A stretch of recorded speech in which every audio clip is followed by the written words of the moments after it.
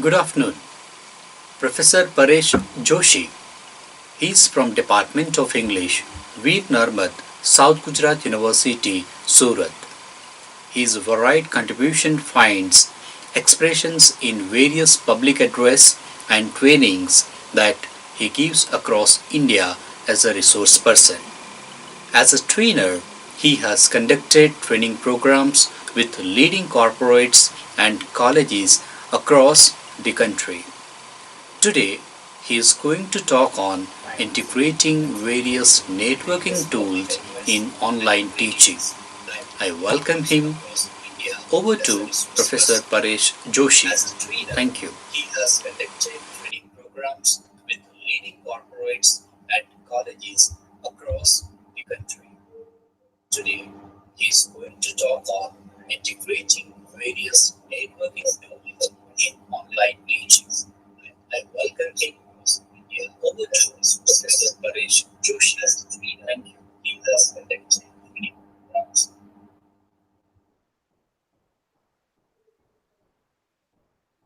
Well, good afternoon, everyone.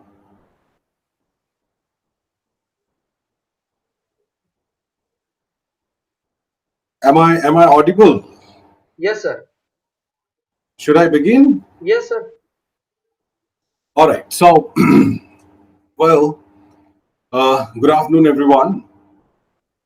In the first place, I would express my sincere gratitude uh, to the organizing institution, which has given me an opportunity to uh, share my ideas on a very interesting topic, integrating various networking tools in teaching online.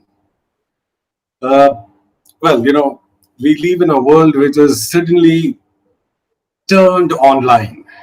We feel that right from uh, politics to sports to social media, every other activity is going online. And this change is so sudden that all of us feel shocked, all of us feel uh, completely uneasy about the kind of change that all of us are witnessing. Uh, this is a very interesting topic, integrating various networking tools in teaching online. And for another 45 minutes, as I understand, I'll be interacting with you.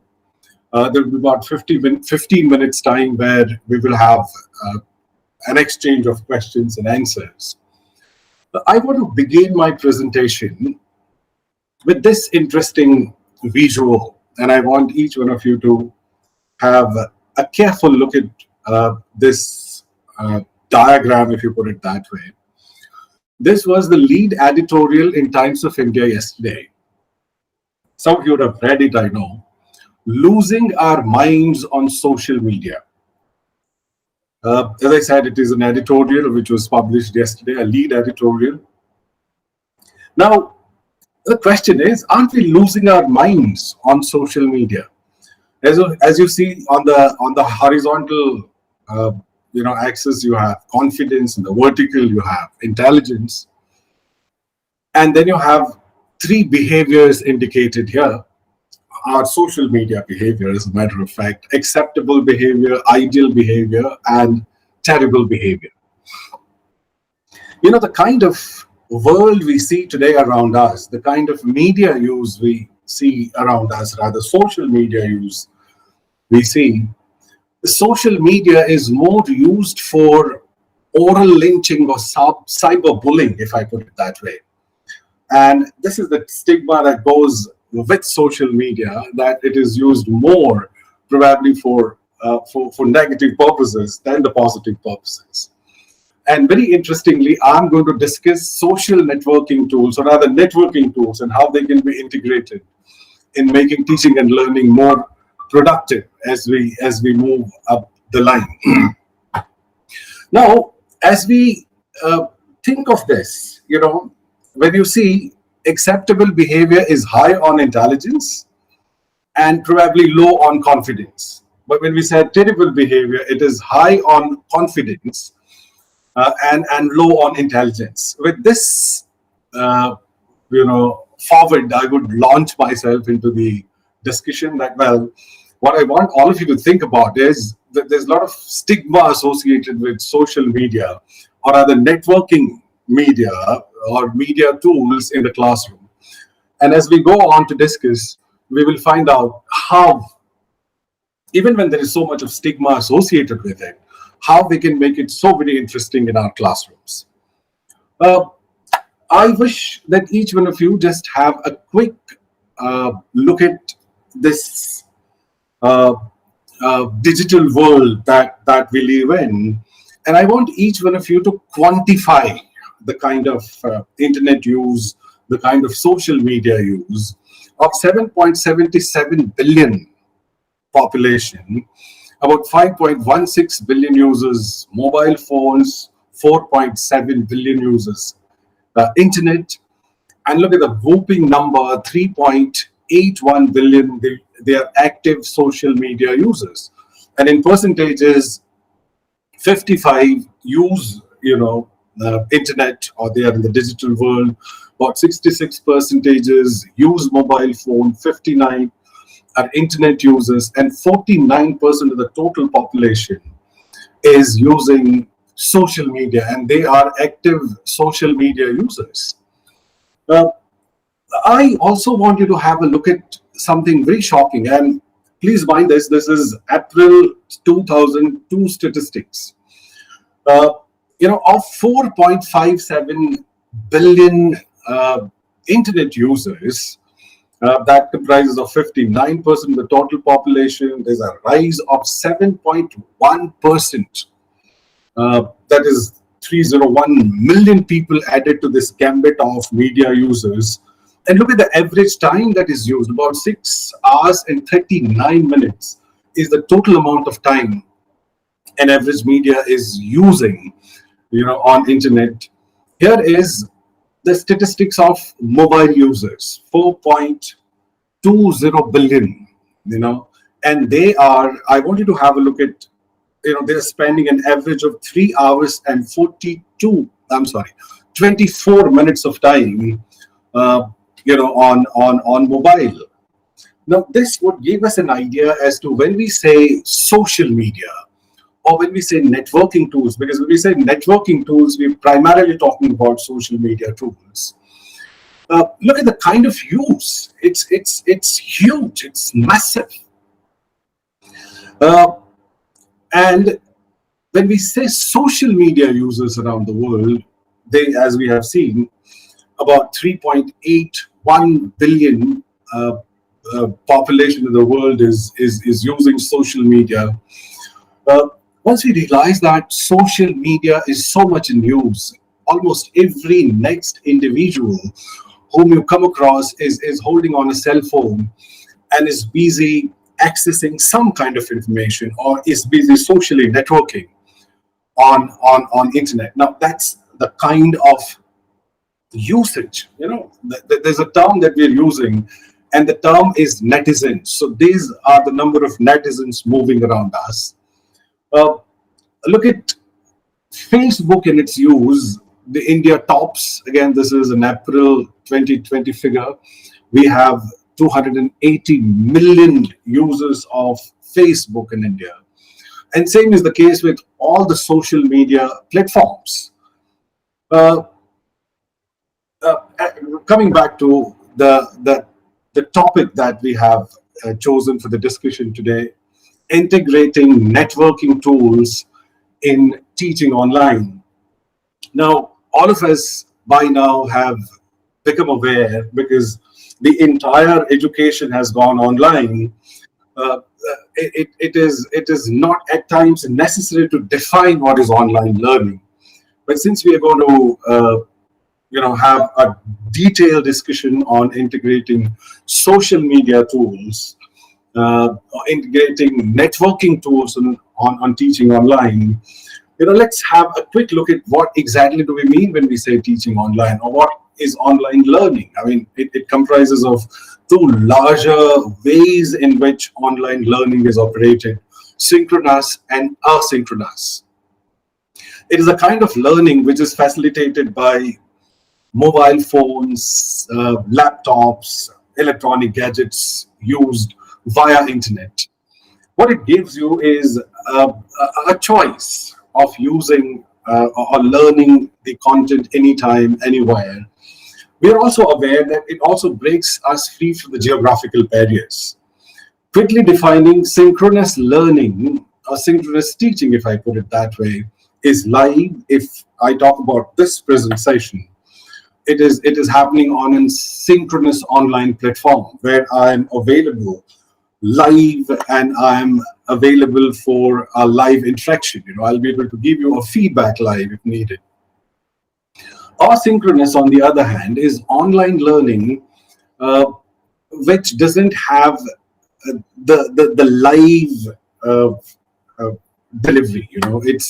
It's a recorded, prepared e-content or e-learning is largely what asynchronous learning is. Now, these are our popular networking tools, primarily Facebook, uh, WhatsApp, Instagram, Twitter. Educationally speaking, you have educational networking tools like Edmodo and Google Classroom.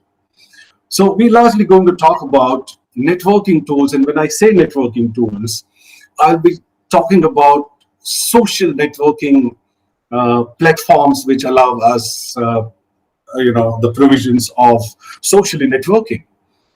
Uh, so these are our tools. This is our social media landscape. When we say social media, we're talking about roughly 325 apps which allow us to socially network. Obviously, some of them are purely commercial, some of them are purely educational, some of them are purely,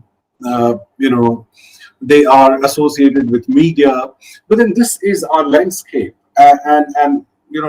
we do social gamings, discussion, social networks, microblogging, live streaming. So this is our landscape largely. Within that, as I said, our discussion is very limited. We will keep our focus narrow, right on the networking tools. And within these 45 minutes, I don't know how much of uh, discussion can take place. So I would try and have my narrow focus on one or two tools, and I would try and provide some demonstrations as to how we can use these networking tools in our day-to-day teaching in our classroom. So, these are the larger applications of networking tools. And when we say networking tools or when we say social networking, this is a revolution that took place in 2004, when Web 2.0 came in. The retronym of Web 2.0 is Web 1.0. Now, what Web 1.0 was primarily, a static electronic display of information online, unlike what we have right now, high amount of audio visual interactivity and collaboration, which is possible in this present Web 2.0 technology. How these networking tools can be used in the educational space. The first is educational marketing. For example, recently we saw messages flooding our inboxes or on WhatsApp, students with the 99.99 percentile. Now, this is nothing but educational marketing by schools. We receive messages in various groups. We receive, huge hoardings where you will have about 20, 30 students who have topped in the school. Admission open notices. So the first and the foremost probably is educational marketing. The second larger use of networking tools that we can see again in our educational space is educational management and administration. So, these tools can be used for sending out timetables, other circulars and notices, fee payment reminders, which are very important. So educational management and administration. And what is going to be our focus today, the third and the most significant to me, is teaching and learning. And we're going to discuss them in detail. Let's go on to discuss benefits of networking tools. When we say benefits of networking tools, there are many. For example, they're universal. Every single individual, right from the top in the hierarchy in the society to the bottom, everyone, even a labor class employee somewhere on a construction site will have uh, a tool to use WhatsApp, Facebook, and you will find him busy, interacting with maybe friends and family using WhatsApp and Facebook. It's very familiar. Everyone knows it. Everyone knows how to use it. And therefore universality and familiarity are interconnected. And because it is universal, because it is used by everyone, and because it is familiar, it is very convenient. So everyone uses it because it gives you n number of utilities, n number of provisions in a way to interpersonally connect with your loved ones. One more utility of networking or networking tools, and it gives you audio visual interactivity. You can send videos, you can send audio recordings, and these are some of the very interesting ways in which we have learned to communicate with our near and dear one. It is collaborative in nature. For example, we form groups, and this groups allows each one of us to collaboratively arrive at discussion. For example, if you're planning a family picnic, you three friends and the family is planning a picnic, they form a small group, and each one of them would give their updates on the rates of flights and hotel bookings and all that. So they're collaborative in nature. They are platforms which are available anytime, anywhere. The amount of flexibility that they offer make them very, very, very acceptable. The celebrated forms of social networking. It very interestingly gives you verbal and non-verbal communication provisions. That's very interesting. Because until now, one of the reasons why social networking became so very popular, social networking platforms like YouTube and Facebook, they became so popular because of those emoticons, those emojis as we call them. When you say hi, you have a provision to have a laughing, teeth showing emoji or an angry emoji. So along with the words, we got the facility of using the kind of emotions that you want to associate with that particular text or that particular message. So they're celebrated, or it has this non-verbal and verbal as a benefit, because it allows you to use those non-verbal provisions. You have 5-6 different smiles and various stares and various gestures and postures, which you can show using this audio-visual sort of a language. Then you have it allows you to network. It has no cost. It is you don't pay up separately for using any one of these social networking platform. No training required. Like, for example, CVM has organized this interesting 1-week-long training program, making use of these imposed lockdowns on us. For WhatsApp or for Facebook, you probably don't need to use any training. Everyone knows it. It happens informally in the street. Someone doesn't know how to send a location, for example. He stands with his friends and learns it maybe on a tea joint, having a cup of tea. So it is informal in nature, and therefore it has participation of every single individual, irrespective of educational background, irrespective of financial background. So these are the benefits. They're universal, they're familiar, they're convenient, they're audiovisual in nature, they're collaborative, they are, anytime, anywhere platforms. It allows you to merge the verbal and non-verbal, which makes it very unique. Until recently, that provision was not available. It allows you to network. It doesn't have any additional cost. There's no training required, and they are absolutely informal, and therefore there's a huge participation. Now, when we talk about networking tools and their use in our online teaching, we are talking about a complete paradigm shift, because when we talk of these social networking tools, they're largely stigmatized. We as teachers have always frowned at a mobile use in the classroom. If you have a student's mobile phone ring going in an ongoing class, we almost always take away the phone and ask the student to go away. So we have always, we will have to be honest and accept the fact, as teaching community, we have always looked at this networking tools with a lot of anger and disgust, because we've always seen them as waste of time, as used for wailing away unnecessary time, and as I said, we have always hated them.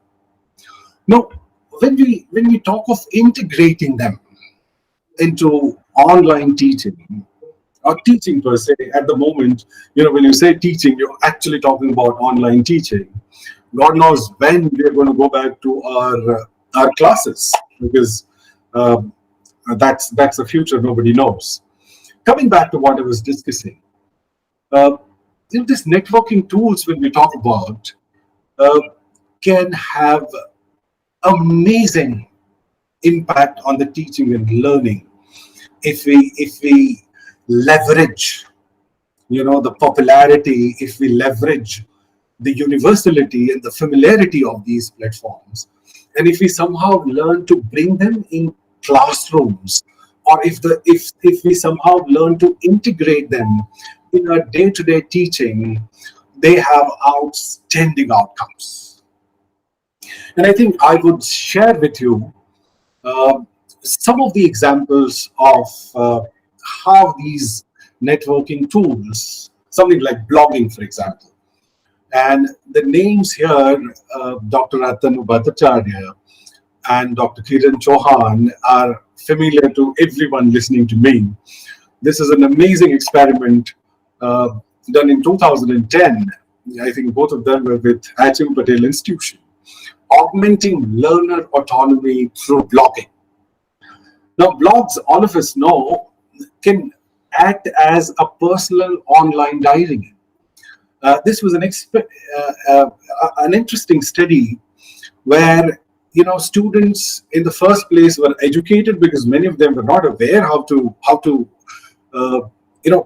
create a blog and then how to write it.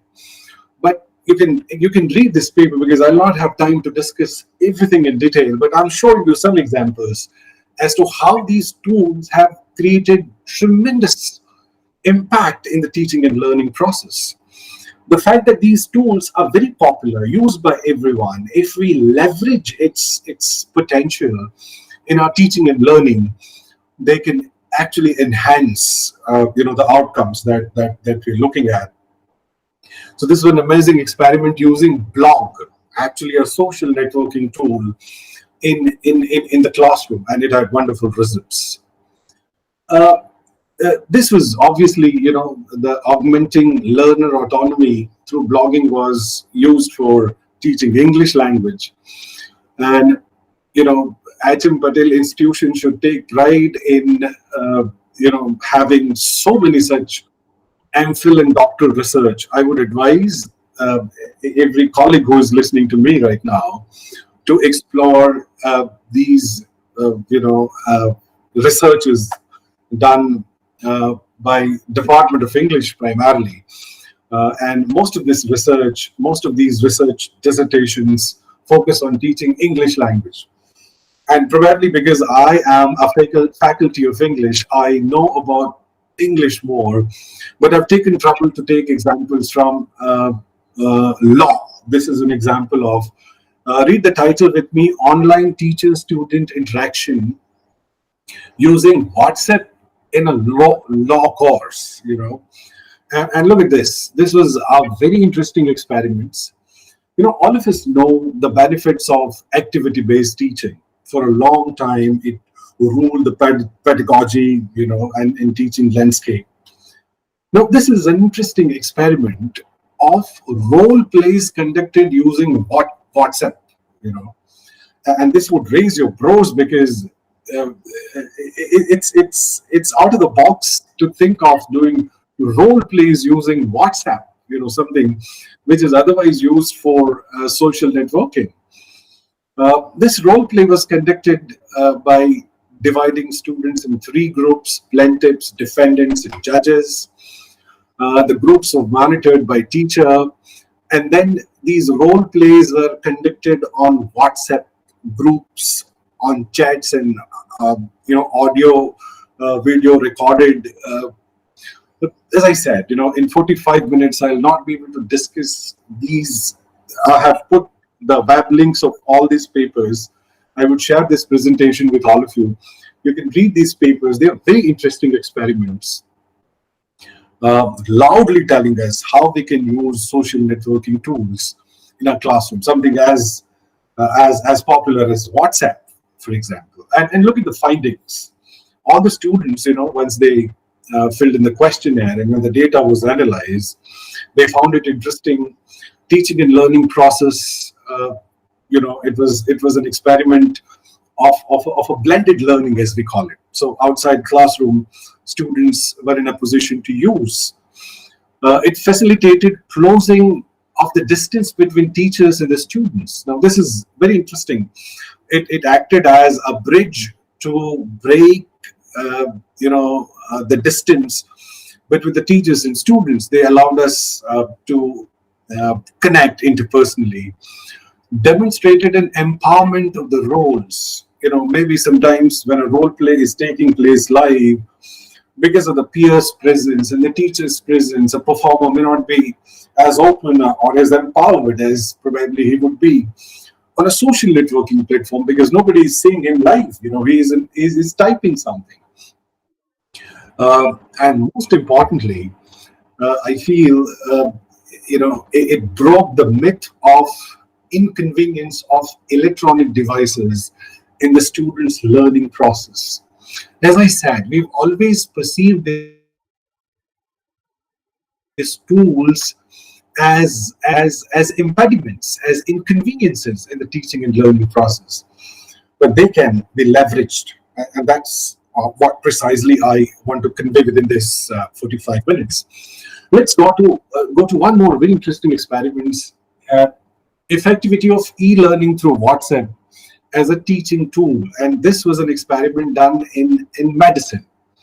So I'm trying to bring in heterogeneous experiences, not just English language, although what most of my integration of networking tools has been in English language teaching. I've taken trouble to give you some ideas on how it is done in law, faculty of law, for example. This is the faculty of medicine. Two groups were formed. I'm quickly giving you an idea as to how it was used, as how the social networking tools were used. Again, I'm limiting this. My demonstration is limited to WhatsApp because it's probably the most popular of all the social networking. This is my personal opinion. It can be challenged. People say it has encryption, it has security features, and most importantly, it is very easy to use. Therefore, I gave you an example of blogging. I gave you an example of role plays being done using WhatsApp. There's an example of two target groups. One was given a traditional class, the other was given, instruction or taught through the WhatsApp channel. And look at the results. The group which was taught using WhatsApp could score 5 to 20 marks, as against traditional lectures scored in the range of 3 to 17.5. What were the findings? Constant availability of facilitated learning anytime, anywhere has made WhatsApp a new and a convenient tool. I want everyone to pay attention here. Well, there were problems also, a few disadvantages like message flooding and eye strain were also noted. But with the right kind of use, with right kind of methodological framework, we will be in a position to overcome these otherwise negligible shortcomings or disadvantages. This is an experiment in English language teaching. And, for example, a group of students were given instruction in a traditional class. Parallelly, they were asked to form a group. And within that group, there would be a group leader, teacher would be present, and they were asked that they should discuss course-related issues, difficulties in content, assignments, exams, even if the concepts were difficult, and they were encouraged to interact using that WhatsApp group. It was again a successful experiment where, look at this, a total of 574 messages were contributed by the 6 students and a lecturer. All students agreed to have benefited from the WhatsApp group. Excuse the typo here. Look at this. As we move on, we are beginning to realize that something as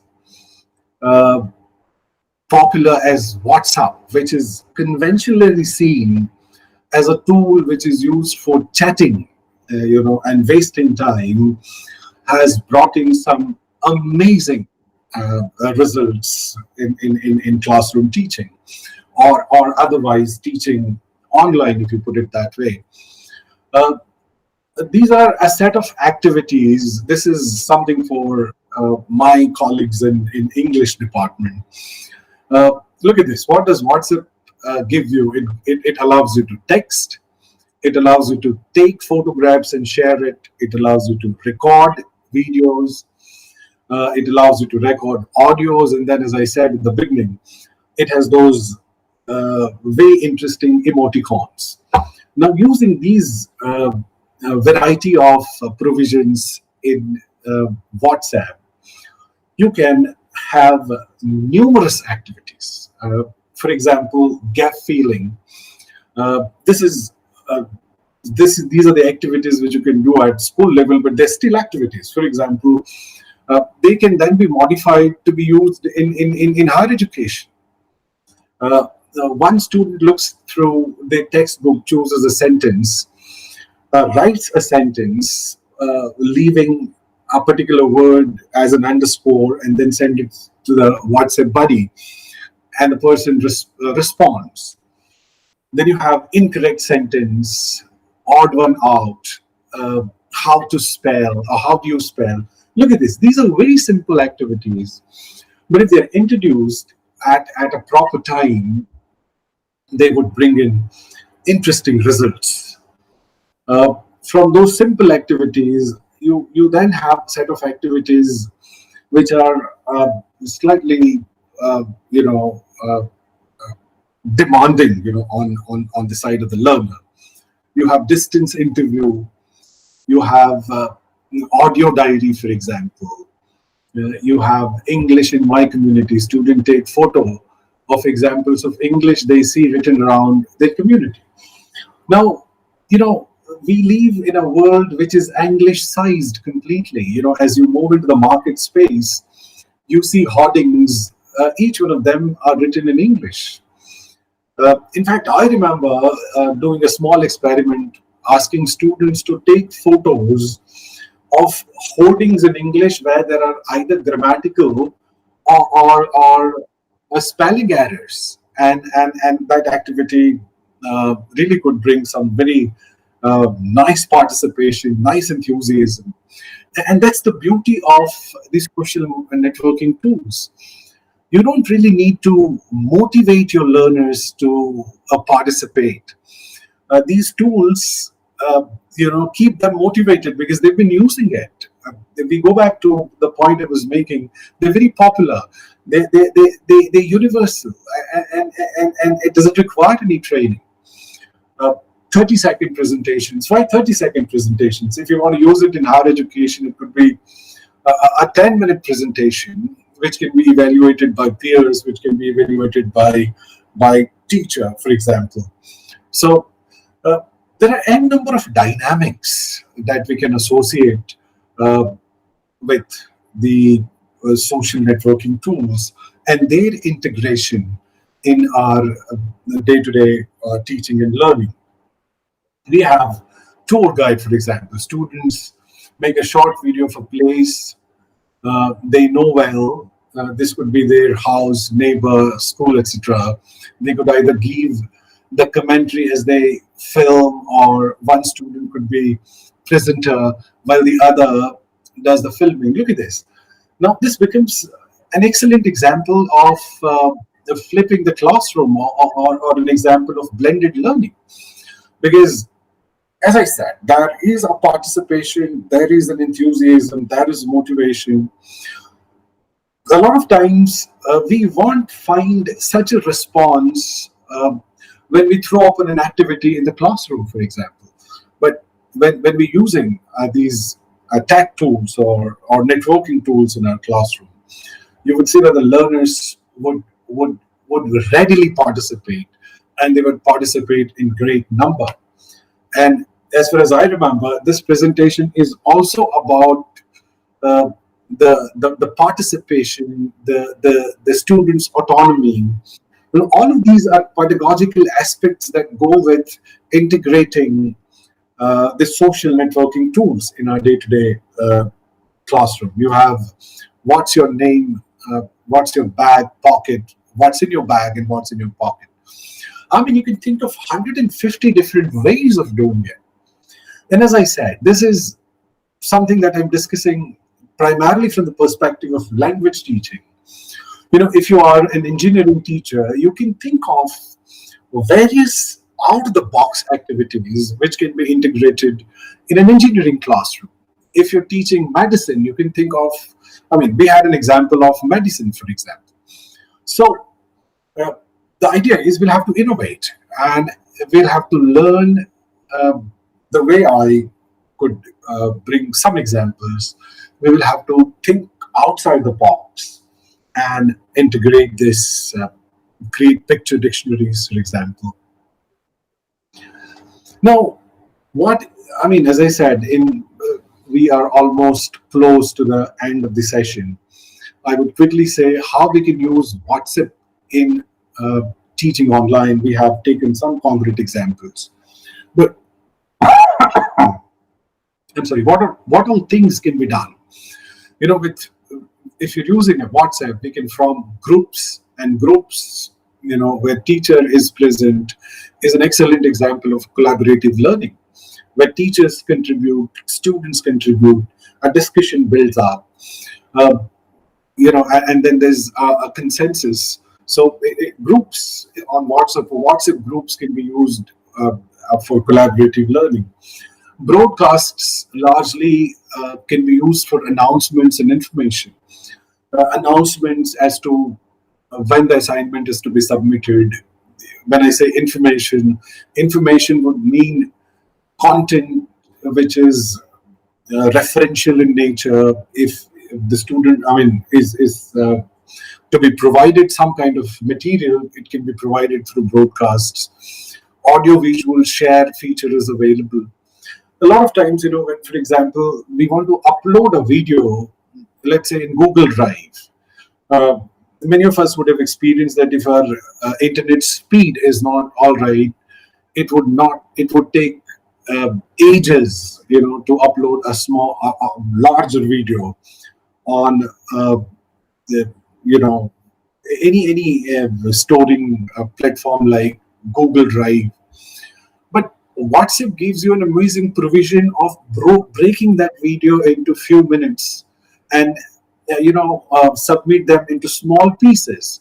Now, these are small adjustments we can make to enhance our teaching and learning, because then if you can't upload a big video, uh, break it into small pieces and then send it in 5 pieces. 2 GB video can be easily sent to a number of people in the broadcast. We can share links.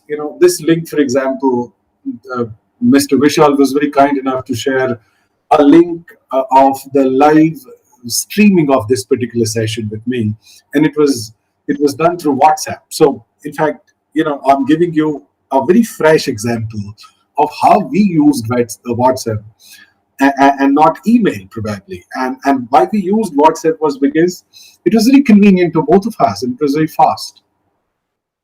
Chat platforms can be used for problem solving, critical thinking. It can also help build interpersonal rapport among teachers and students.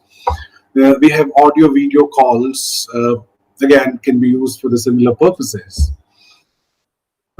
Yes, as I said, there are all the reasons that we can integrate these networking tools into teaching and learning, for enhancing participations of the learners, for somehow facilitating the learner's autonomy. But it's not going to be as easy as we think.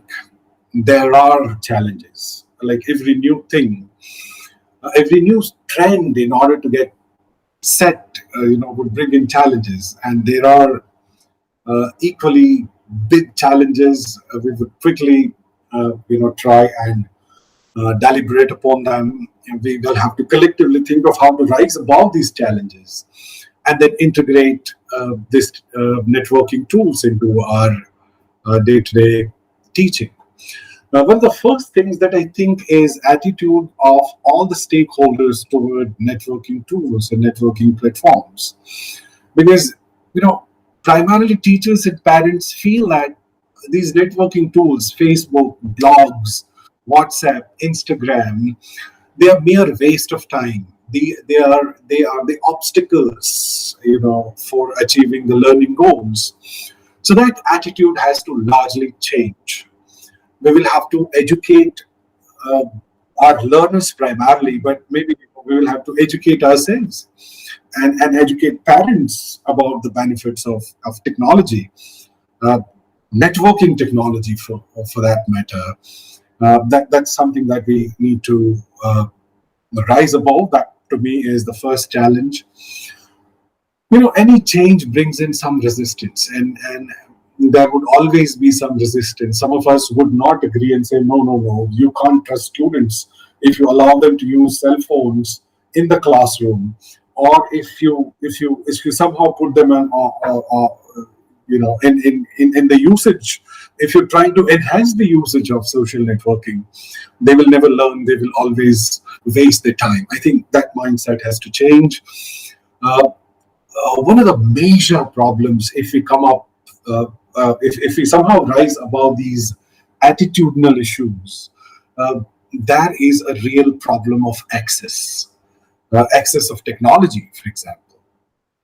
Uh, and I'm very sad to say that we will have so many learners who will not have a proper cell phone to be able to probably watch your online video, or will not have a proper bandwidth of internet connection, a data pack, for example. They will not be, or he or she will not be in a position to afford it.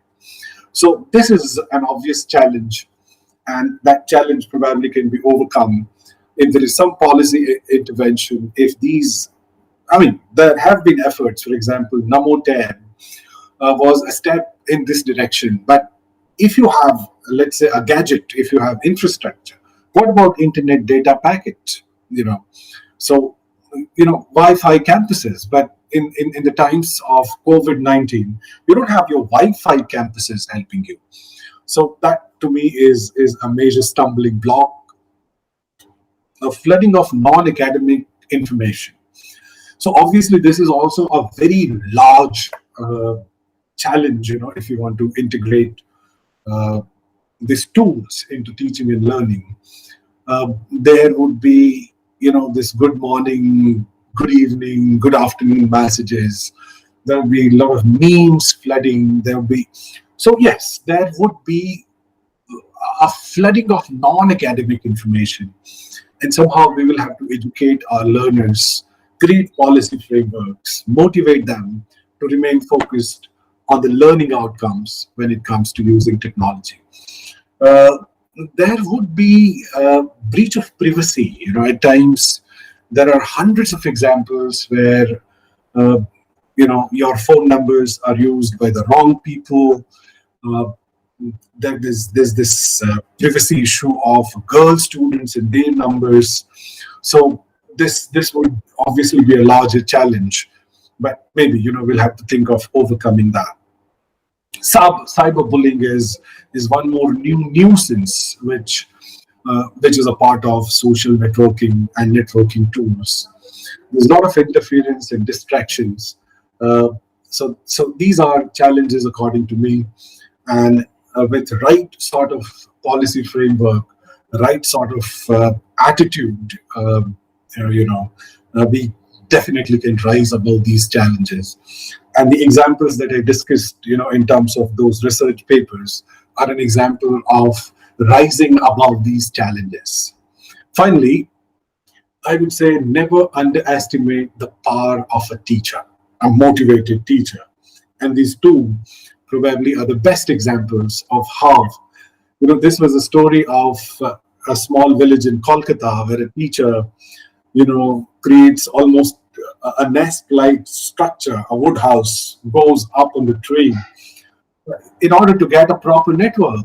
And here is probably a science teacher who records a lecture, and look at the kind of jugaad, we popularly say, the innovation that she has done in order to record her lecture. So that's probably all from my side. We would, uh, you know, I would love to respond to some of the questions if you have them. I would uh, discuss it. Rather, we would discuss it. If you have some suggestions, you can give those suggestions. I would welcome them. Okay, sir. Sir, Yeah, we have sent a few questions on your WhatsApp. yeah. I'm just checking it. Okay, sir. I hope it was audible to people. I didn't. Was the audio and video all right? Yes, sir. Okay. So I have got some questions. Which tool is very convenient for fine arts practical work from your point of view? All right. Now this is an interesting question. I would repeat the question: which tool is very convenient for fine arts practical work uh, from your point of view? So when we talk of integrating, this networking tools, I'm afraid it won't be very, very useful in conducting, or rather for the practical aspects of our pedagogy. For example, like you can't conduct a science experiment on a WhatsApp. Similarly, for example, even for fine arts, it's not going to be easy.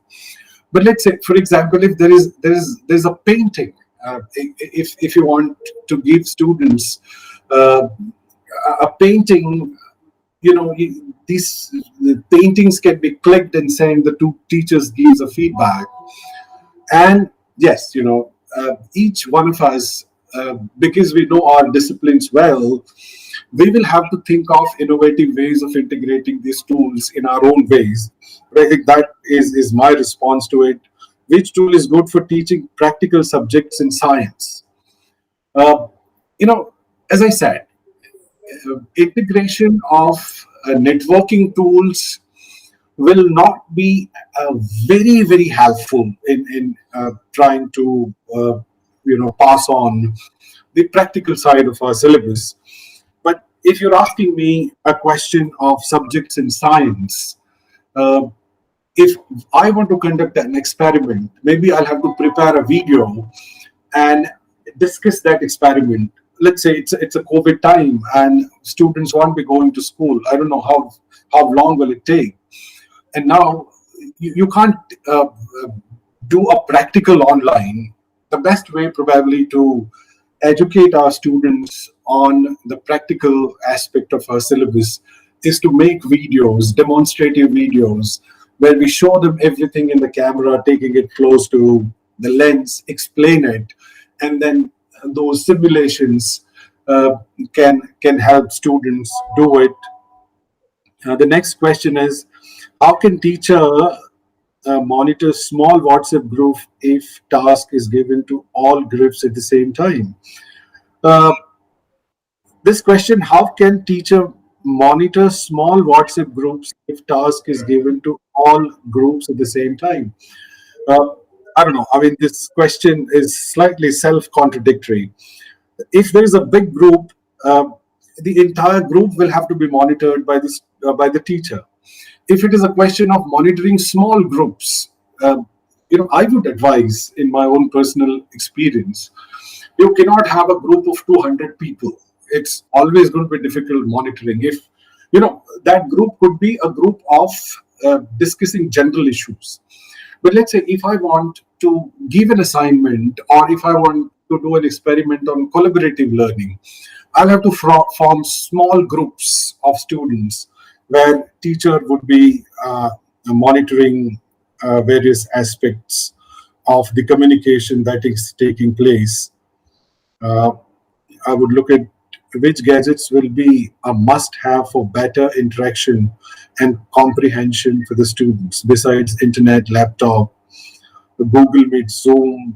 And when we say gadgets, a simple cell phone with internet connectivity and a camera probably would do the job, because then when it comes to using these for gadgets, we will not have control as long as school is not providing gadgets. For example, I know about SNK in Rajkot. My son is a student there. The school has provided iPad to every student. Last year, they purchased 7,000 iPads. And then, once the school has provided it, it can make it mandatory for using an iPad in teaching and learning. But as long as we are not providing the gadgets, basic gadgets, a simple cell phone with Wi-Fi, camera, and a small speed which can process audio and video would be good tools. If you talk about Google Meet and Zoom, it would require a separate discussion, because synchronous learning and asynchronous learning would have its own requirements. For example, if you talk of Zoom, it's an example of live synchronous learning experience, which would require a camera, maybe a laptop or a good cell phone, which has a good camera and good processing speed to stream a video lecture. So gadgetary requirements would vary. That's my response. It would also depend on the context. How do you teach practicals online? Now, that is a recurring question. And I would again answer that, well, practicals cannot be very effectively taught using or integrating technological or networking tools.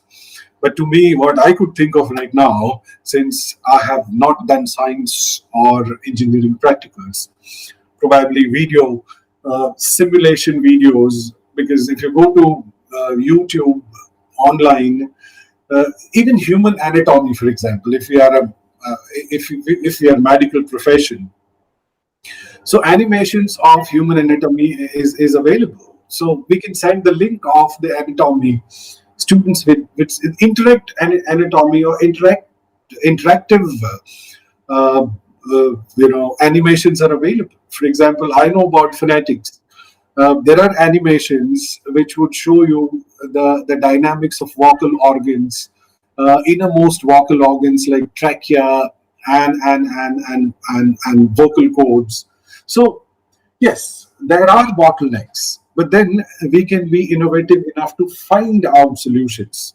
This lecture is more about rising above challenges uh, than bringing those challenges in front of us. Do you suggest digital pads, Bluetooth mic, etc., for better classroom interaction? I definitely suggest. But as I said, as long as we have control over the gadgets, we can definitely think of it. Otherwise, we will have to do with the gadgets which are available and make optimum use of these gadgets. Uh, Sir, which is the suitable tool for biological science? Uh, I'm no expert in biological science, but then, as I said, internet, go to Google and search for a specific tool. And I'm not sure which tool is not available. So you may have to explore it. Uh, how can we take lectures on WhatsApp? Interesting question. I never said we should take lectures on WhatsApp. We can record a video of our lecture and send it to our students. Uh, if you want to take an online lecture, this is the example of an online lecture. Uh, uh, can we infer that use of networking tools is better for peer and collaborative learning? Definitely. They are wonderful tools for collaborative learning and peer learning. Uh, so I think I have a thank you very much message from Professor Bose. I would once again thank Professor Bose and the entire CVM for providing me an opportunity to interact and share a little humble insights that I've had as teacher in using this networking tools. Uh, Over to Vishalji. Yes, sir. Are we Okay, sir. concluding? Thank you, sir, Yeah, for your it was. session. It was thoroughly a pleasure discussing these new ideas, and I hope I have given justice to the topic uh, to a little extent, I believe. Thank Yes, you sir. once again. Yes, sir. Thank you, sir. Yeah, yeah. I call it a day. Thank you all once